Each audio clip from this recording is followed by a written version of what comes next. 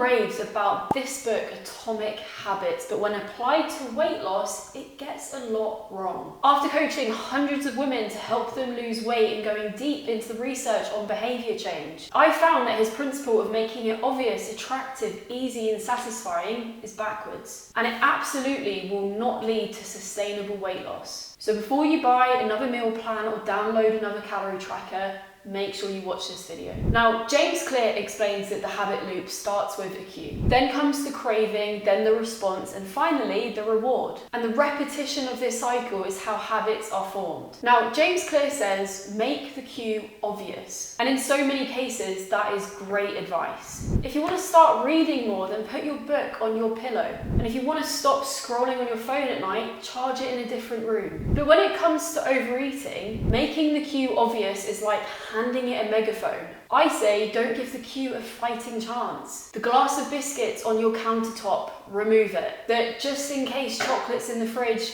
get rid of them. The family pack of Maltesers, do not buy them into the house if they trigger you. According to research published in the American Journal of Clinical Nutrition, the key strategy to losing weight is stimulus control. You need to change your environment to reduce the triggers that prompt eating. And a big reason for this is that more often than not, eating is not triggered by hunger. It's visual cues, stress, or your simple routine. You walk past the kitchen, you see the crisps, and boom, you're eating again. And if you have other people in your household like kids or a partner who do like these foods, that's fine. But at least make it a little bit more challenging by getting individually wrapped items or putting some things in the top cupboard so at least you don't look at them every single day. Next, Clear says that our habits have to be attractive. And I suggest that you flip that. Make the habit that you want to break less appealing. Take late night snacking, for example. If you find yourself eating at night, it's probably not because you're hungry. You're winding down, you're bored, you're anxious, you're knackered from the day. So maybe instead of resisting the urge, do something different. Brush your teeth, put a face mask on, clean your kitchen so the thought of preparing food is less appealing. Do something to signal that food is done for the day. And in the behavioural model, this is called breaking the chain. Another suggestion for you is negative visualization.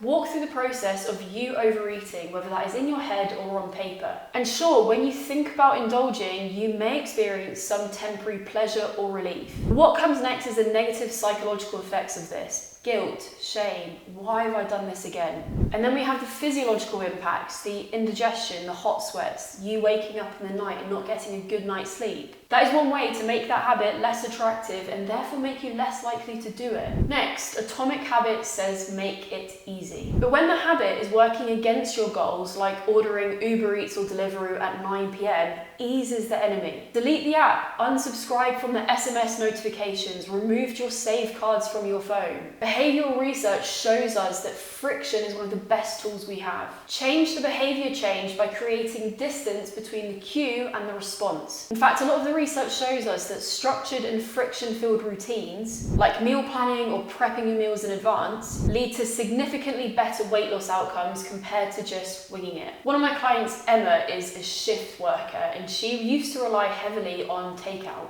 Rather than banning her ever ordering from the takeaway again, I gave her unconditional permission to go and get whatever she wanted. But she only had to follow one rule. She had to walk to the restaurant to pick up the food. And guess what? When we did this and she followed that rule, the winter takeaway seemed far less appealing. And the thought of walking 30 minutes there and back was not attractive to her, so she didn't do it. Next, Clear suggests that you finish the habit loop with something rewarding. And part of this can be applied to weight loss. When you reach a certain milestone, reward yourself with a shopping trip. This works so well for building the habits that you do want to keep. But for emotional eating, for binge eating, you need to reverse it. You need to make the outcome of doing those things painfully clear. Track how you actually feel after binge eating. Track how you feel the morning after an overeating session. And don't do it with guilt, don't shame yourself, but do it with some curiosity. In clinical behavioural therapy, this is self-monitoring. You need to create awareness, but more than that, you need to break the illusion that food is relief for you. Another one of my clients started doing this. Every single time she would snack, I didn't tell her to punish herself, I just told her to write down how she felt. And she saw the pattern, it became so clear to her. Just 5 minutes of pleasure led to 2, 3, 4 hours, sometimes a couple days worth of discomfort. And once she became conscious of that, the habit lost its power. You see, Atomic Habits is brilliant if you want to start implementing new habits. Going to the gym more, getting your steps in, reading more, learning a new language. But for fat loss, the rules are different. You're not just fighting laziness here. You're fighting years worth of conditioning and emotional regulation through food. The truth is, you live in a world designed to make you eat more. And this is a damn challenging cycle to break. So if you want more guidance on what else you should avoid, then I suggest you click